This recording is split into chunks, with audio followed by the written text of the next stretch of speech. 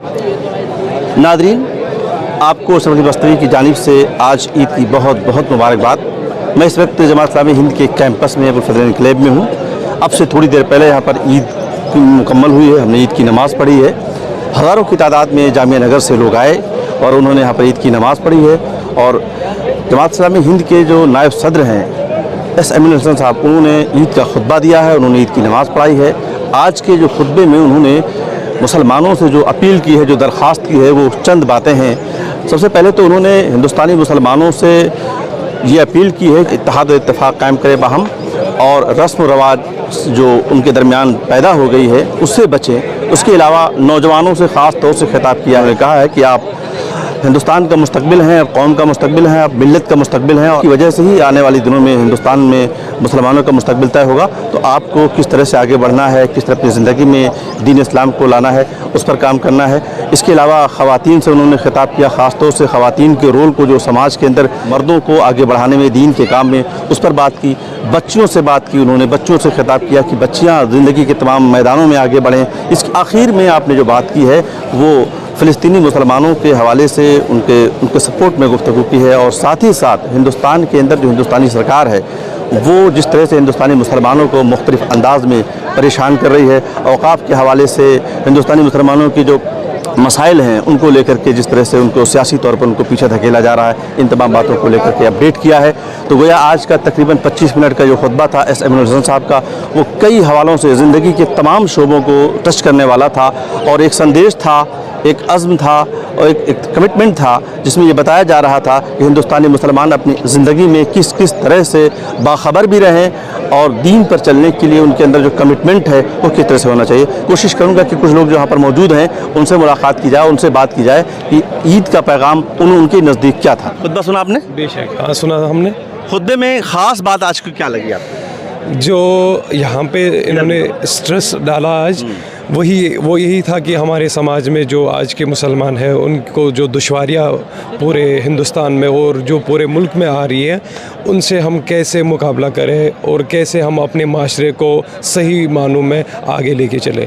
नौजवानों को ख़ास तौर से खिताब किया है और ये कहा है कि 15 साल 40 साल के नौजवान मेरे सामने हैं, और मैं उनको चाह रहा हूँ कि आने वाले दिनों के मुस्तकबिल बने, और उनकी जो परेशानियाँ हैं, जो मुश्किलात हैं, जो एक तरह से भटकाव है, उससे दूर रहें। देखो, अगर आपने अच्छी तरह से सुना होगा, खाली नौजवानों पे स्ट्रेस नहीं था, औरतों पे भी काफ़ी ज़्यादा इन्होंने ज़ोर दिया कि कैसे हमें अपने समाज को एक साथ लेके चलना है, हमारे नौजवानों का क्या रोल है, औरतों का क्या रोल है। क्योंकि एक स्टीरियोटाइप क्रिएट करा गया है कि मुसलमानों में जो औरतें हैं उनको वो सही मानों में अपने हुकूक का अपने तरीके से इस्तेमाल करने का कोई मौका नहीं दे रहे हैं। पर जो आज यहाँ पे आपने खुतबा सुना, जो यहाँ पे बयान इन्होंने किया, उसमें यही था ज़ोर कि से वो इस समाज को कंट्रीब्यूट कर सकते हैं। और आशिक अनवर, इनका क्या नाम है? शाहज़ेब अनवर। शाहज़ेब अनवर। ये बताइए कि अभी आपने खुतबा सुना, यस, नमाज़ पढ़ी, हाँ, कैसा लगा? अच्छा। उन्होंने खुतबे में क्या चीज़ें अच्छी लगी?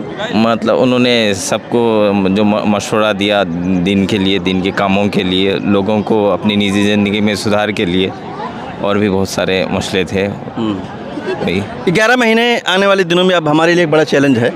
30 दिन तो हमने गुजारे हैं इबादत में, नमाज में, रोज़ों में, तमाम चीज़ों में, तो उसकी जो ट्रेनिंग मिली है वो आने वाले 11 महीने कैसे चलेगी? कुछ तैयारी है? इंशाल्लाह 5 वक्त की नमाज कंटिन्यू रहेगी इंशाल्लाह, और इबादत भी होती रहेगी, और भी जो नफल भी है इंशाल्लाह कंटिन्यू रहेगी। बहुत बहुत शुक्रिया, थैंक यू। मैं दादा हूँ।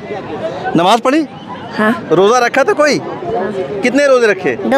2 रोज़े पूरे रखे? पूरे नहीं रखे। हाँ। कितना? आधे आधे? नहीं, पूरे रखे। पूरे रखे थे? अच्छा, पहली बार?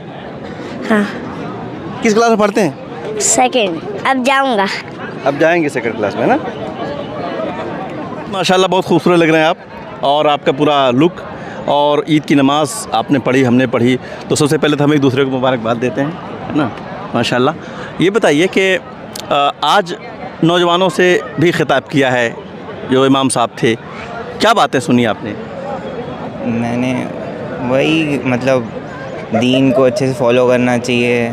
हम 30 दिन जब रोज़ा रहते हैं तो अगले 11 महीने की एक तरह से ट्रेनिंग पीरियड होता है, तो ये जो इबादत हैं, ये जो बुराइयों से बचने की कोशिश रही है 30 दिन तक, ये आने वाले दिनों तक भी कंटिन्यू रहे, उसके लिए क्या सोचा है, कुछ सोच रहे हैं? इसके लिए तो मैंने सच में ये सोचा था कि इसमें क्या होता है ना कि एक हैबिट बन जाती है। अगर हम लगातार एक बहुत लंबे टाइम तक कोई एक्टिविटी कर रहे हैं, जैसे नमाज ही हो गया, हम लगातार पढ़ रहे हैं 5 टाइम की, मतलब जैसे लोग नहीं पढ़ पाते नॉर्मली, रमज़ान में प्रैक्टिस हो जाती है सबको, तो उसके बाद वही अगर उसको कंटिन्यू रखें बिना लाइक ब्रेक करे बीच में, उसको लगातार ऐसी कंटिन्यू करें तो वो चीज़ हो सकती है।